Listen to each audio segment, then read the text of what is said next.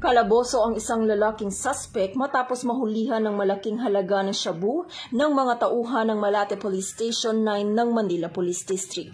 Kinilala ng pulisya ang suspect na si alias Tata, 52 taong gulang na napag-alamang miyembro ng Sputnik Gang at residente ng Barangay Pio del Pilar sa Makati City.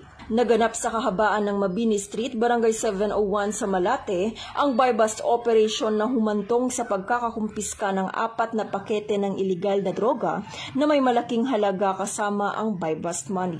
Kasalukuyang nakakulong ang naarestong suspect sa detention facility ng istasyon habang inihahain ang reklamo para sa paglabag sa RA 9165 na mas kilala bilang Comprehensive Dangerous Drugs Act of 2002. Mula dito sa Manila City, ako po ang inyong PNN correspondent, Patrolwoman Abigail Rojas, alagad ng batas, tagataguyod ng Balitang Pulis.